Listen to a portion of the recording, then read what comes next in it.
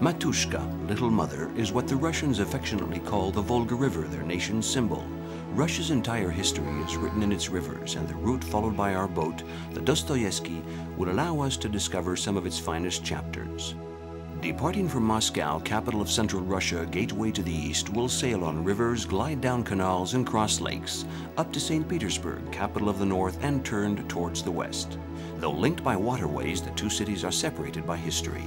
Moscow, the religious capital, cradle of leading Russian thought, grew to the unhurried tempo of generations. St. Petersburg, museum city, resting place of the last czars and cradle of the Bolshevik Revolution, was the vision of one man, Peter the Great.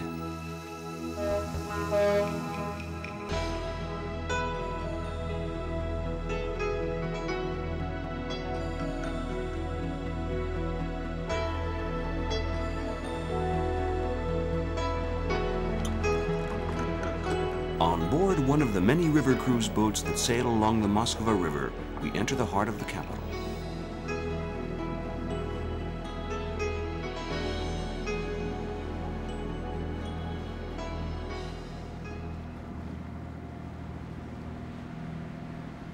We sail by more than mere monuments, actual symbols of Russian history.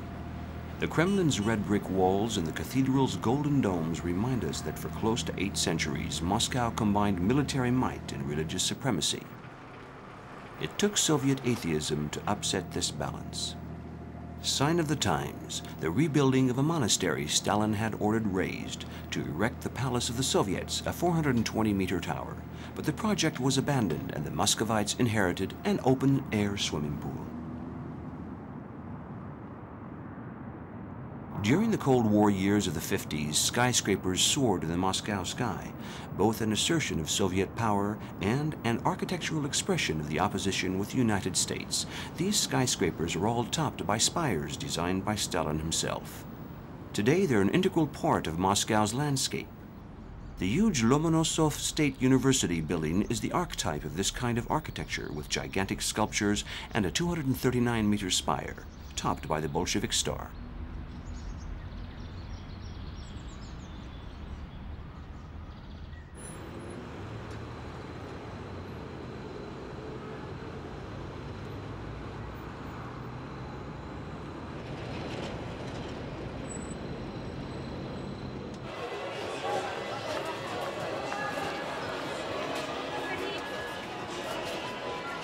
Three-station square, a daily stream of passengers pour in from Russia's interior, as well as a horde of peasant women who have come from surrounding areas to pocket a few rubles at this makeshift market. People sell what they can: cold meats, cakes, vegetables, even bootleg vodka. Red Square evokes military parades in the color of the communist flag, yet its name in Old Russian simply means beautiful and red. In the past, the square was a true forum and market. In the 16th century, stylish Moscow women came here to buy beauty products. What people like the most is to have their picture taken in front of St. Basil's. They even pose in front of the Goom, as if they were in Venice, in Italy. In the 19th century, Russia takes a modern turn and merchants set up shop under the huge glass-roofed arcades of the upper trading rows, which became the Goom State Department Store in 1921. In a revival of the original purpose, the galleries today only stock leading brands in luxury merchandise.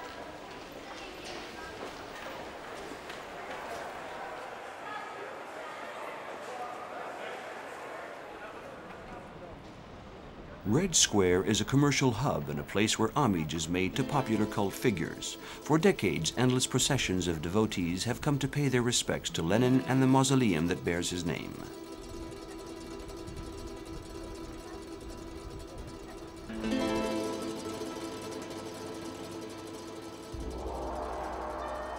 Basil the Blessed, also a church of the people since it's situated outside the Kremlin walls, commemorates Russia's deliverance from the Mongol yoke. Tsar Ivan the Terrible, who commissioned the church in the mid-16th century, wanted an edifice like none other. It's an architectural fantasy of shapes, colors, and materials, with its main belfry 57 meters high, flanked by 9 chapels, each topped with a different bulb-shaped dome. Facetted, ribbed, figured, or rainbow-colored, Basil the Blessed is the masterpiece of masterpieces. The Kremlin became a genuine fortified town in the 15th century, housing palaces and cathedrals as battles ensued against the Mongol horde. Topped by a ruby star, the famous Savior's Tower, 71 meters high, marks the noblest and most sacred entrance to the Kremlin. It's said that the Tsar himself had to remove his headdress before taking the path to Cathedral Square.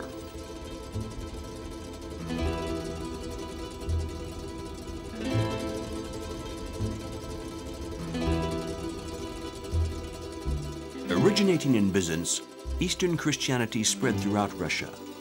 Once it became highly influential, the Orthodox Church decided to make Moscow the country's religious seat.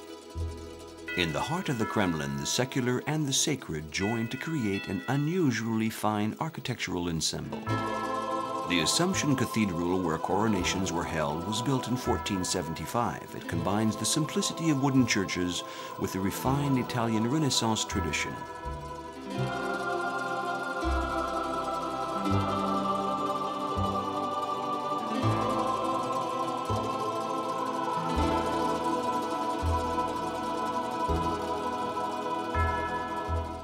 Though the Assumption was Russia's main church, the tiny Cathedral of the Annunciation, built in 1484 and nicknamed the Cathedral with the Golden Roofs, was a chapel for Moscow's princes and the Tsars.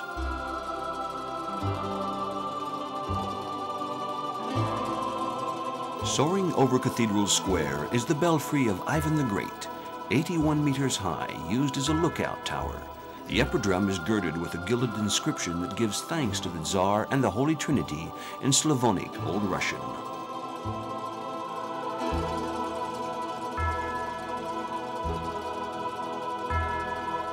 Amidst the cathedrals rose the Tsar's early palaces.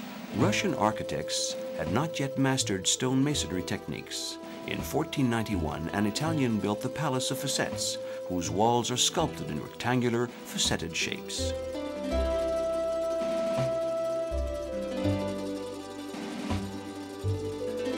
Many centuries later, Tsar Nicholas I commissioned the Great Palace, which houses over 700 rooms, one of which is the famous St. George Hall, dedicated to Russia's most prestigious order.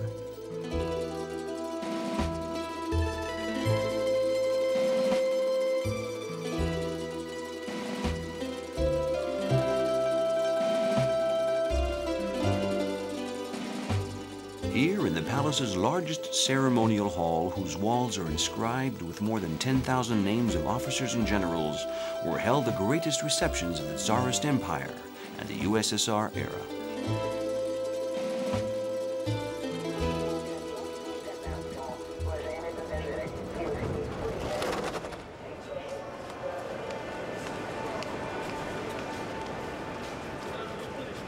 Komsomolskaya Station. Marble columns, chandeliers, and mosaics. Moscow's subway, inaugurated in 1935, was to be the People's Palace.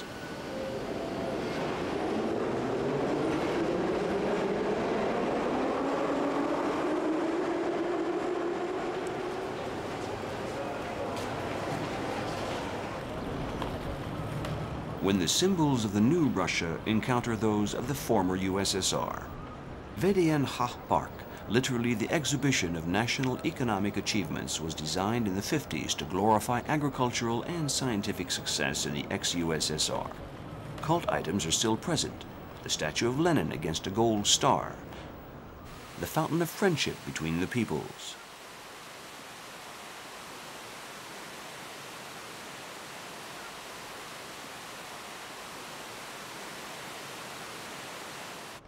The rocket Vostok, standing in front of the Cosmos Pavilion.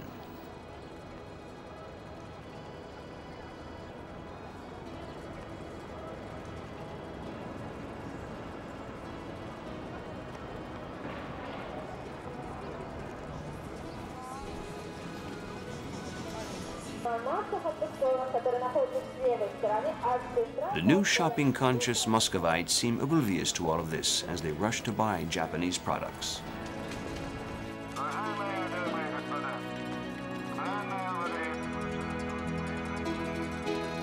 And as the sculpture, The Worker and the Kolkhoz Woman, offers the sight of two people petrified by a curse of some kind, Russia enjoys itself and marvels at the circus.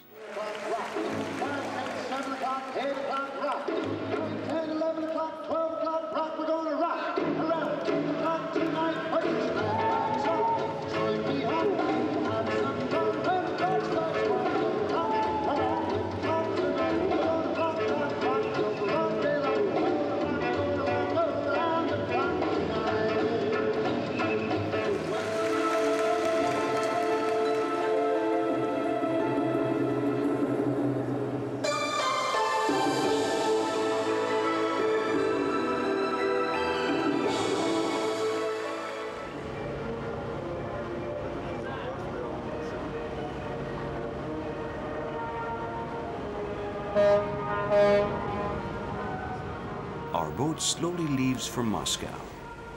On sultry summer days, the canal banks are literally besieged.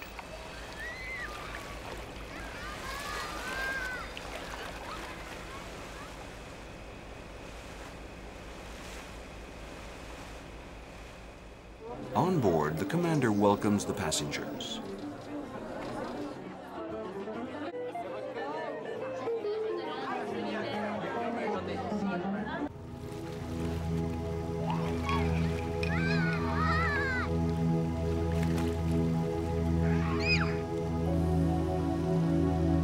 We pass through our first lock as the water and sky turn golden in the twilight.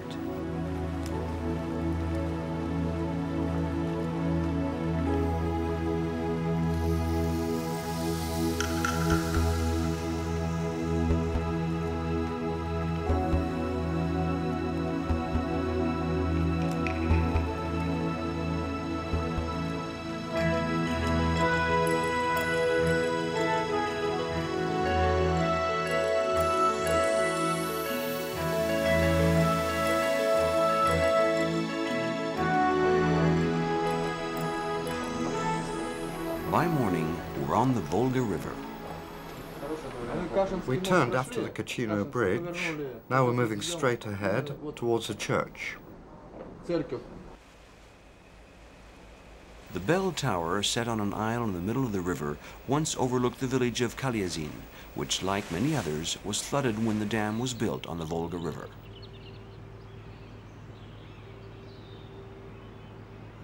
As we go through each lock, our boat descends a dozen meters, nearing sea level and Saint-Petersbourg.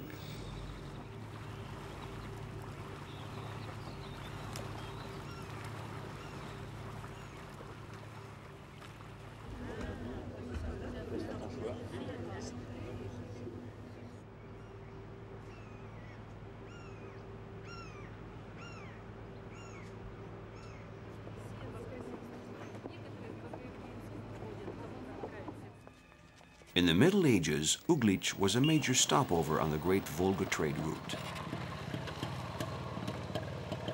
Travelers from Scandinavia stopped here to rest and repair their boats, while those from the east prepared to return up the river's upper course, pulling their crafts. Under Moscow's protection, the town expanded and numbered up to 10 monasteries, most of which are deserted today. But Uglitch went down in history because of a mysterious event: the death of Dmitri, heir to the throne, son of Ivan the Terrible.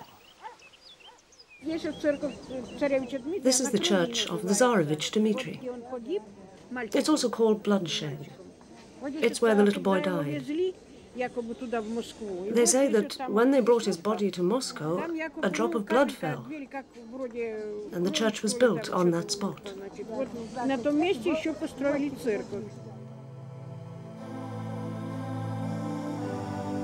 Inside the church, topped by 5 blue cupolas dotted with gold stars, 1 for the Christ and 4 for the evangelists, a frieze surrounding a magnificent iconostasis recounts the story of Dmitri.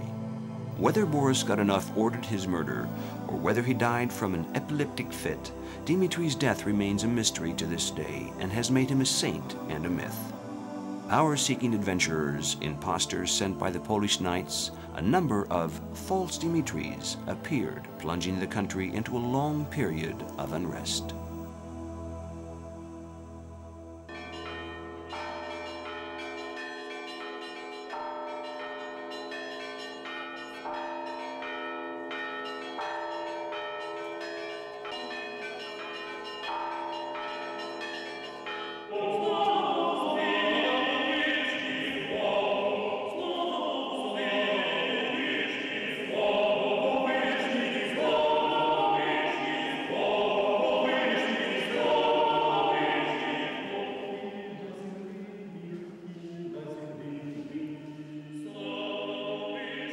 The Cathedral of the Transfiguration. As in all Orthodox churches, there stands an iconostasis, a large panel of icons open for churchgoers to see, separating the nave from the sanctuary, only accessible to the priests.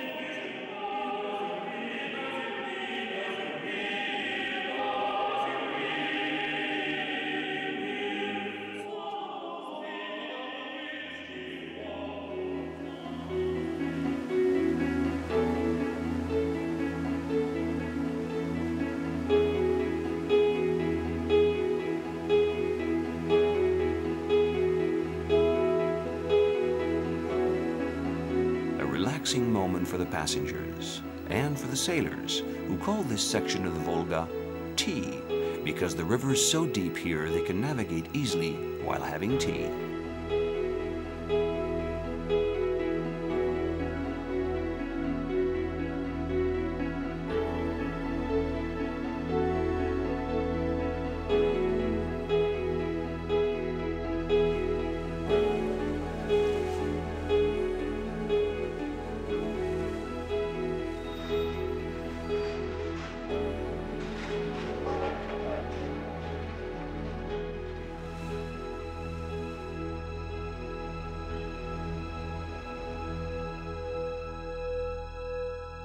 Long ago, pagan tribes settled on the riverbanks would attack the boats. Today, Yaroslav is a peaceful town, and the banks of the Volga have become a place for relaxation and leisure, especially on Sundays.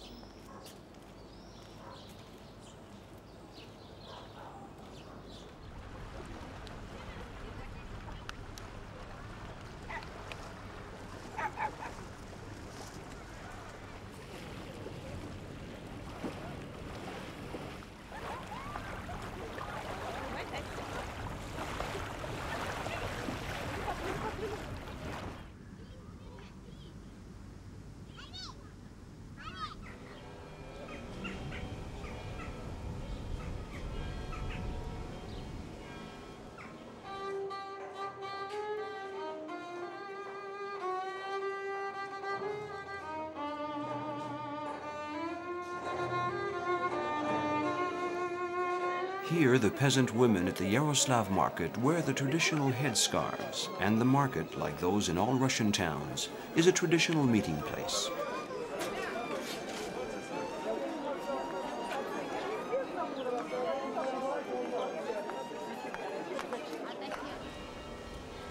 For several years during the troubles caused by the death of Tsarevich Dmitri, the capital of Russia was moved to Yaroslav. The town then became the leading trade center of the Upper Volga. Dutch and English merchants settled here.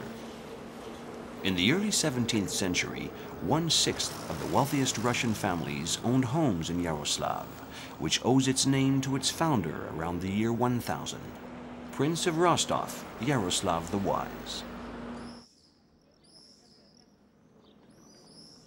The Transfiguration of Our Savior Monastery is a fine example of fortified architecture. From the belfry summit, beyond the cathedral's golden domes and monastery walls, we see the city and its many churches on the horizon. As the city grew in commercial strength, church after church was built to please God, the Orthodox Church, and also perhaps to rival Moscow. By the late 17th century, over 50 new churches had been constructed.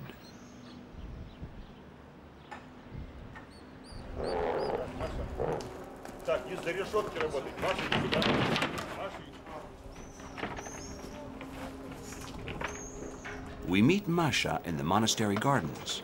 She'd been living in the woods surrounding Yaroslav and was taken in when she was just a cub.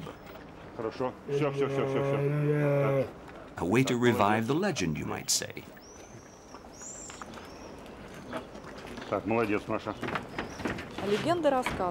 The story is that Prince Yaroslav the Wise was sailing on the Volga, near here, and saw some people. But they were hostile towards him. They were pagans, and the bear was a god for them. They set a bear loose on the prince, but the prince, showing great bravery, killed the animal. This legend explains why a bear is part of the city's coat of arms.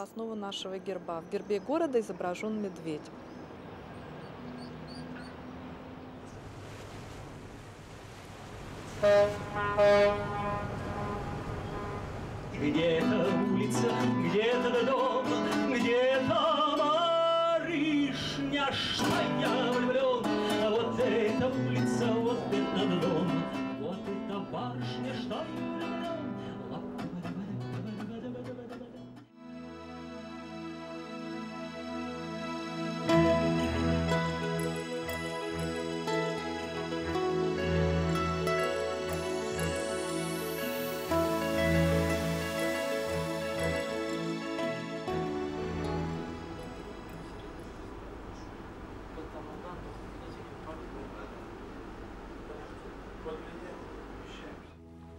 In 1952, Stalin, inaugurating the last link in the 5-sea waterway system, achieved Peter the Great's dream. Boats now sail effortlessly through gigantic locks. Do they remember, we may wonder, the famous Volga boatmen who hauled their crafts, giving themselves courage with sad, solemn songs? Numbering over 500,000 in the past century, these boatmen have now gone down in history, like the 2,600 villages, 165 towns, and the millions of Gulag prisoners swallowed up in this gigantic project.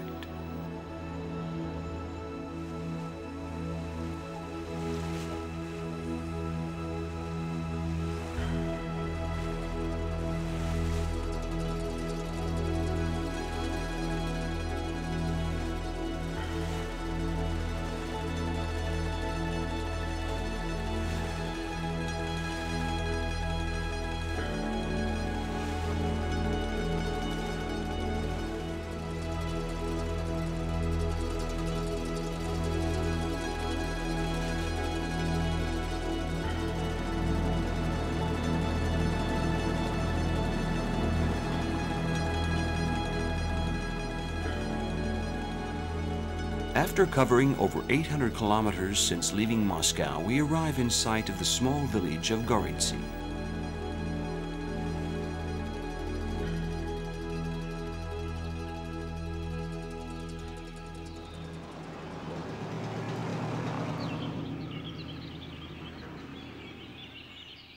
Several miles outside Grigoriy, we see the monastery of Kirillov, located on the banks of the White Lake.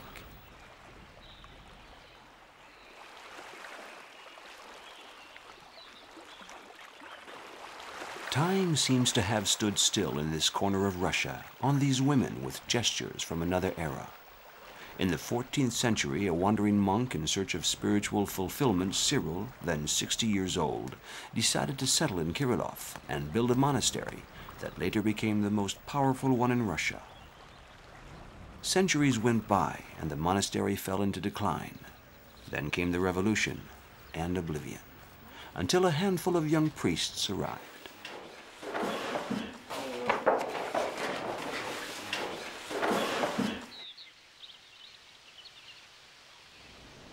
Why did you come to this out-of-the-way deserted place? It's simple. I was born here. I spent all my life here. The monastery was founded 600 years ago by Saint Cyril of the White Lake.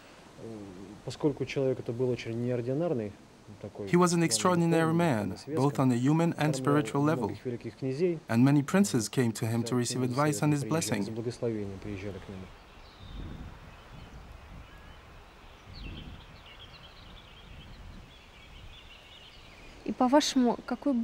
How do you see Russia's spiritual future?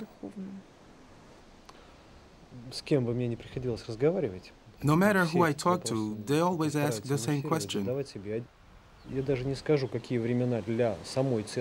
I don't know what is best for the Christian faith. Times of persecution or times of calm and comfort.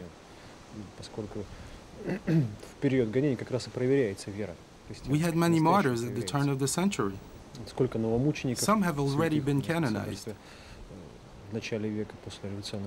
It's somewhat like the early centuries of Christianity when there was mass persecution. Даже можно вспомнить первые христианские века, когда были такие очень сильные массовые гонения.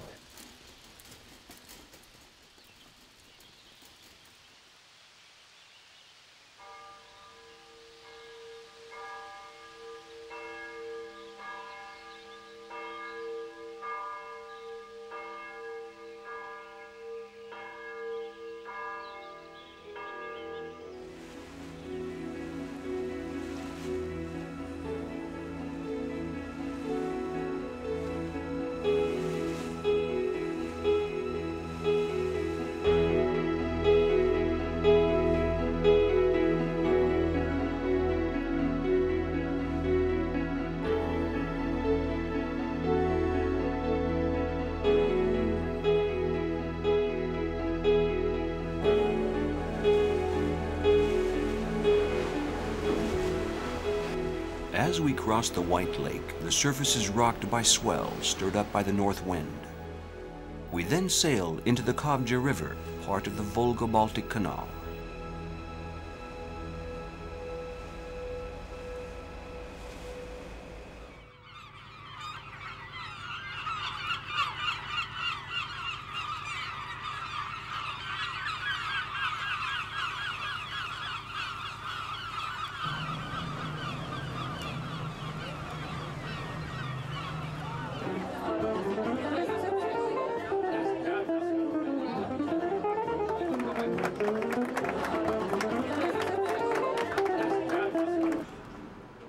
During the night, we pass through 6 locks and descend 80 meters on the way to Lake Onega.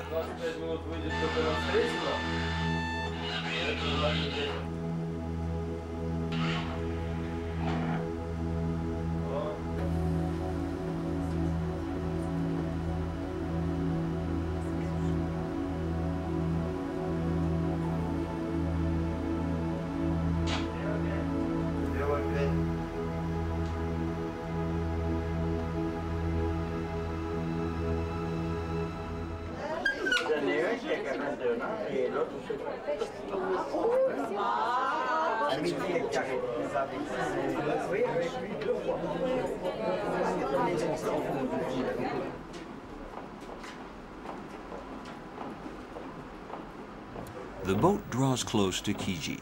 Strange shapes play hide and seek with the morning fog. We're in Karelia, where strange legends tell of mermaids, nymphs, and mischievous children.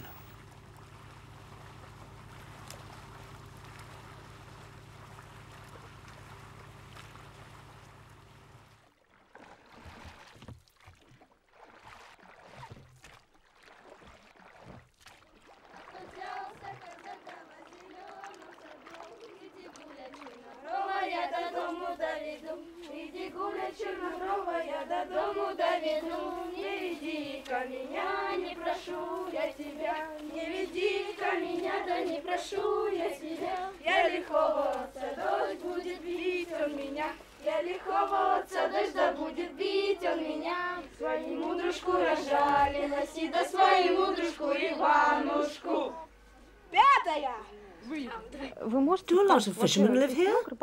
Yes, a lot. The fishermen live in the village of Yamka. That's over there. We're from Zarniki. A lot of fishermen live here too, and we even go out ourselves. Today, Boris and Ivan are going to throw out the net. It always gets tangled up.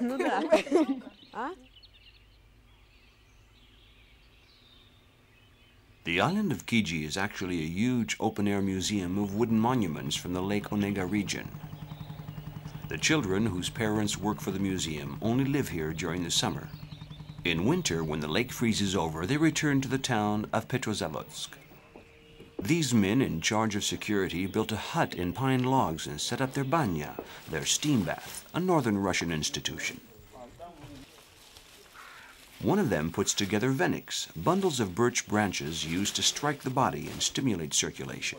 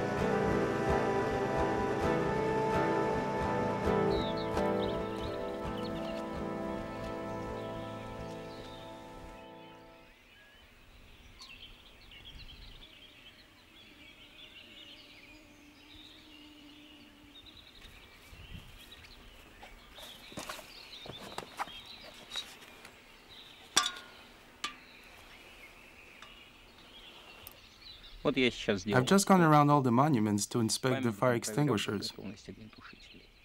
Our job is mainly prevention. We patrol, stay on the lookout, check things out, give advice.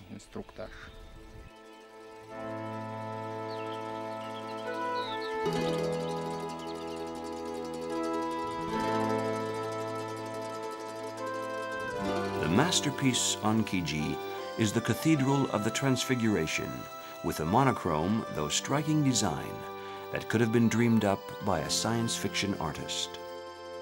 The 22 cupolas of the cathedral, built in 1714, are covered with 30,000 shingles, wood roofing tiles made of aspen to withstand the cold. It was built using secular techniques without screws or nails by a carpenter named Nestor.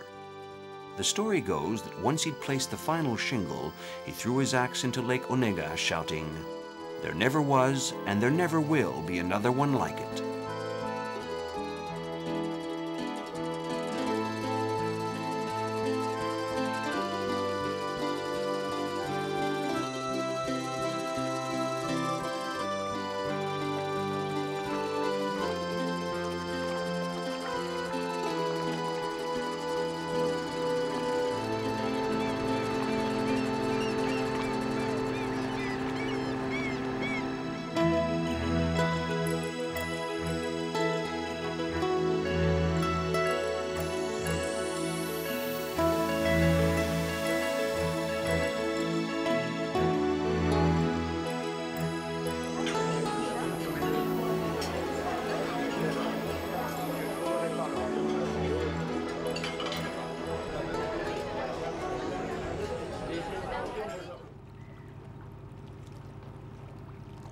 Leaving Lake Onega, we sail into the Zvir River, which meanders through the Karelia forests.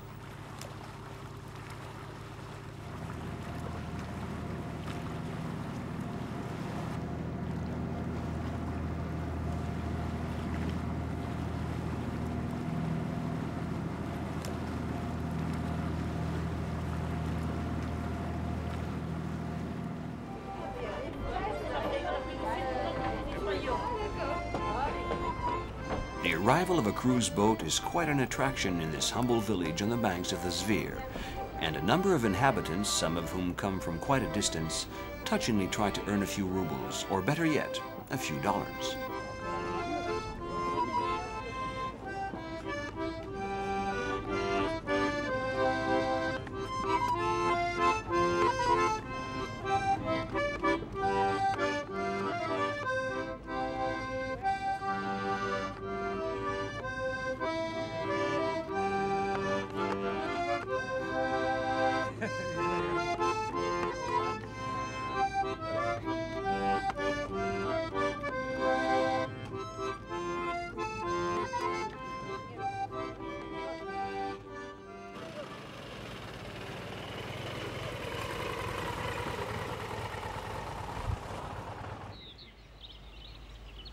During the day, we had the pleasure of sharing a few moments with the family that welcomed us with open arms in their dacha, their summer house.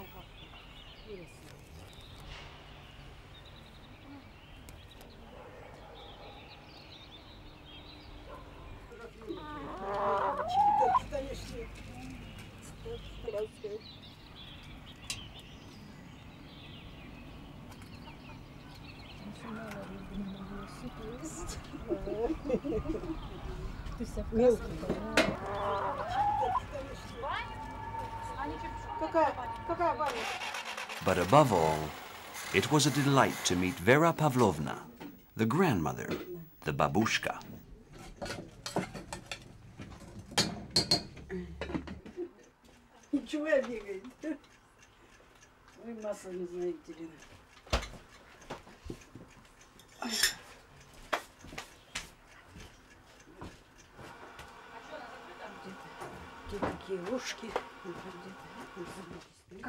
What is your role in the family? They couldn't do a thing without me. I do everything, both the men and the women's work. Everything. I do all the supervising. What does the word babushka mean to you? Babushka. I don't know. For them, babushka is everything. I devote myself to them. I live just for them and they respect me. I've never heard them say anything mean. Marina calls me Babenka.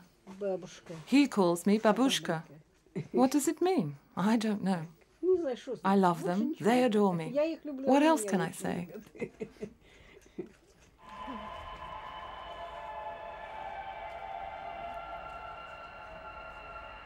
А теперь выходи. Я не боюсь ничего. У меня никого нет за границей.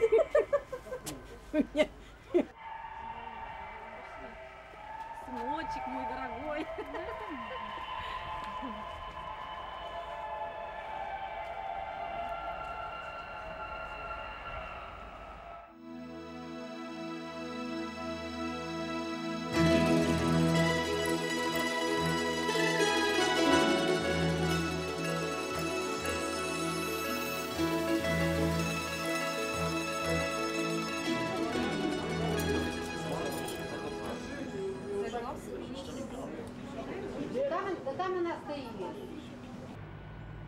At the northernmost end of Lake Onega, hidden in the heart of Valam Island, in a dense forest, cut off from the rest of the world as if to test the religious fervor of followers and visitors, inaccessible and mysterious, we discover the monastery of the Transfiguration, one of the most sacred sites for the Orthodox Church. In 1940, Stalin closes the monastery.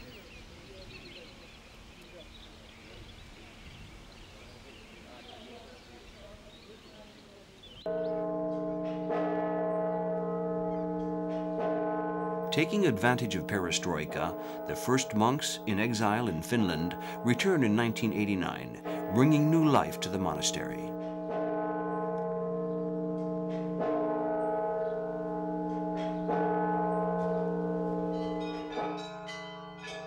In a region that boasts over 100 million devotees and 54,000 parishes, Valam regains its place and status, namely among young people attracted to religion.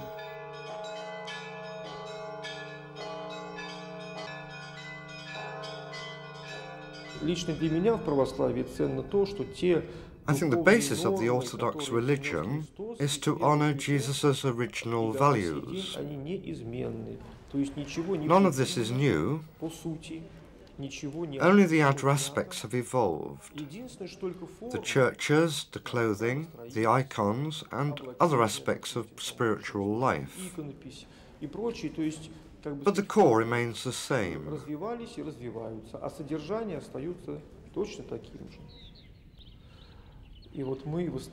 Most of the brothers come from large cities, Moscow and Saint-Petersbourg. Naturally, we go back into town from time to time. Not very often, but occasionally. When we get back here, it's like being back in Eden.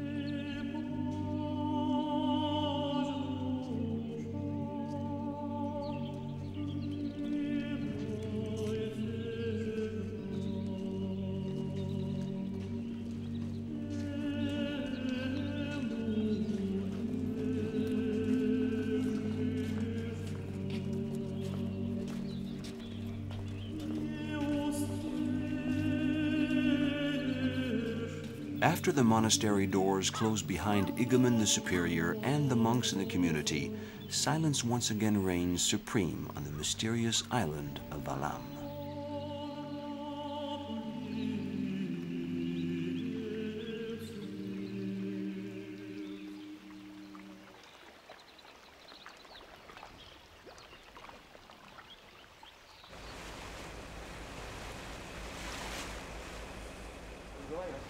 О работе. Да. Кран с тобой займемся. Силу не ебать.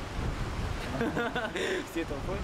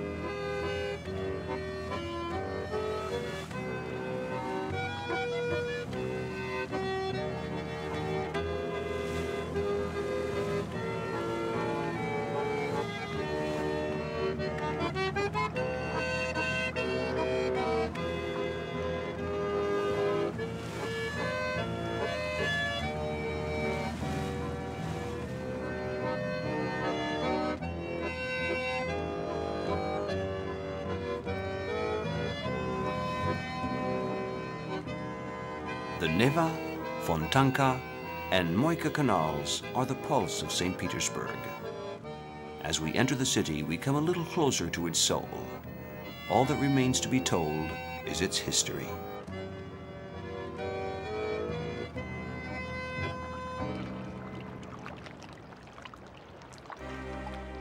In the marshy delta of the Neva River, in the Gulf of Finland facing Europe, Peter the Great decided to build his new capital in 1703. On a tiny isle, construction work begins on the Peter Paul Fortress.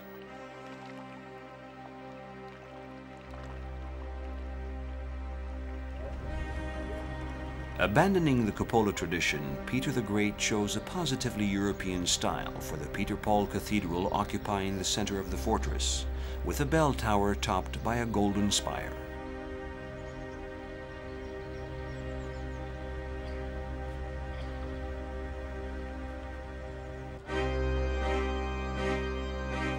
Inside the cathedral, whose Baroque decor clashes with the simple facade, are buried all the tsars of the Romanov dynasty, except Nicholas II, executed with his family in 1918.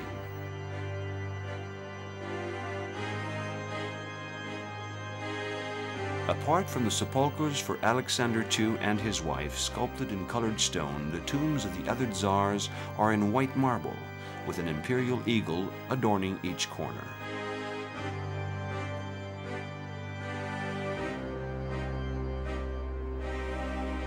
Would Peter the Great, known for his bad temper, have appreciated the contemporary artistic caricature? We doubt it. However, 250 years after his death, Peter has become a hot-selling marketing item. Tourists have their picture taken next to a look-alike, and on display in a souvenir shop is a model of his first boat.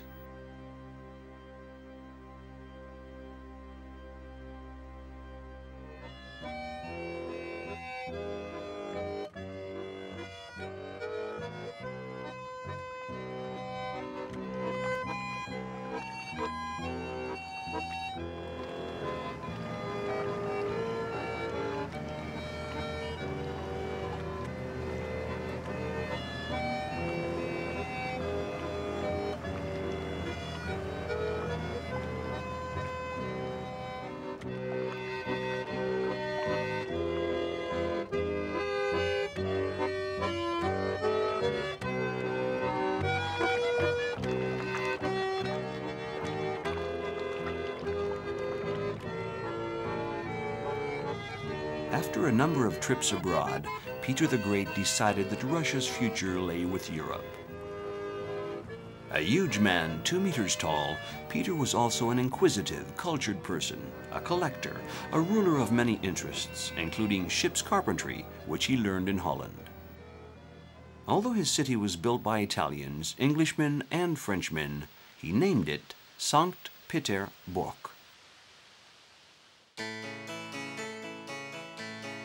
A gigantic wind-measuring apparatus with 3 dials linked to the weather vane out of scientific curiosity. Blue ceramic stove inspired by Delft, decorated with boats because of his love of the sea.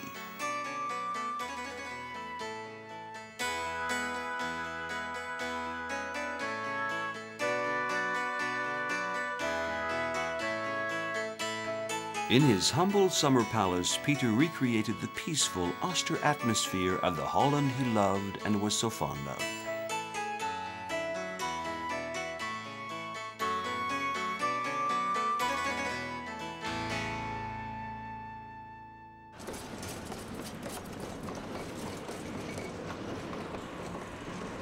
St. Petersburg, considered too Germanic a name, was Russianized as Petrograd on the eve of World War I, then Leningrad after the October Revolution and the death of its leader. St. Petersburg, considered too aristocratic, lost its rank as capital to Moscow, a move that undoubtedly saved the city from Stalin's skyscrapers.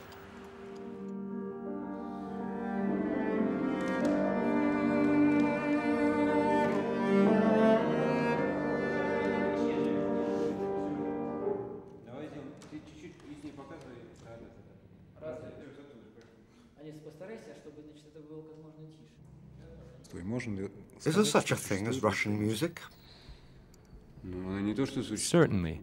Not only does it exist now, it existed before and will continue to exist. I think Russian music is as eternal as Russia itself, and like everything connected to our country. What's interesting here in St. Petersburg is that the people did not influence the city. It was the city that influenced the people. Although Peter the Great, the founder, wanted the city to be European, what happened here is absolutely extraordinary. It's a magical place. Peter the Great's successors continued to beautify the city. Palace Square, Baroque and Classical styles harmonize and exalt each other instead of clashing. The 2 purely neoclassical buildings designed by Rossi sit in a semicircle on one side of the square,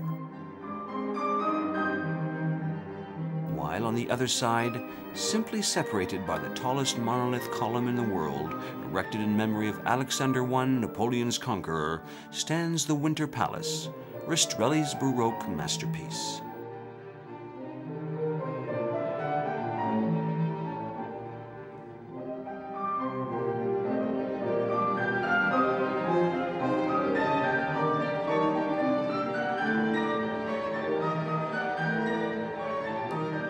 Playing with color in order to dynamize shapes, Rastrelli uses blue, his favorite color, in the Smolny convent, and St. Nicholas of the Sailors' Church, for which he also designed golden cupolas.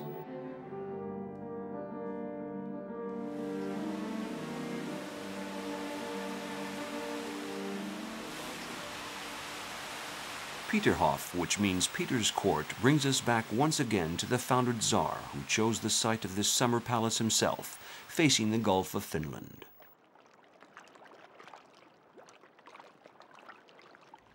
According to a tradition of unknown origin, newlyweds lay a bouquet of flowers at the foot of the statue of Peter the Great, supposedly for good luck.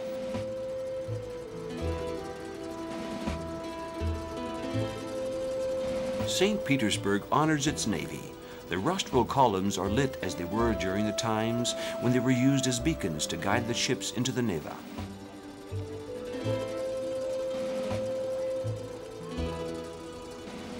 The drawbridges over the Neva are raised in the middle of the day, exceptionally for the occasion.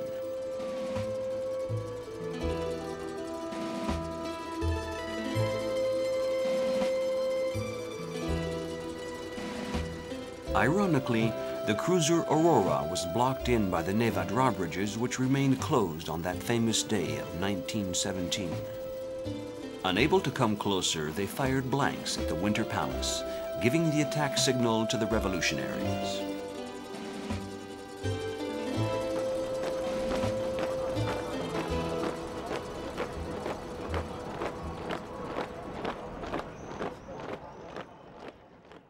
We cannot leave St. Petersburg without visiting the Hermitage Museum.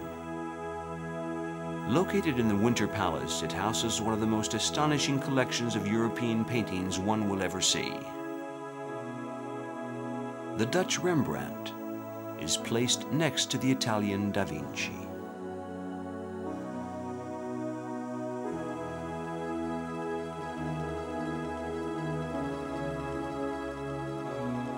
In other galleries, French painters and Russian masters hang side by side.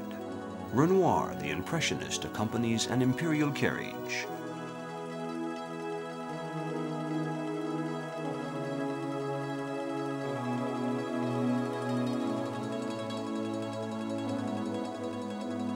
And Cézanne, the forerunner, precedes Picasso, the Cubist.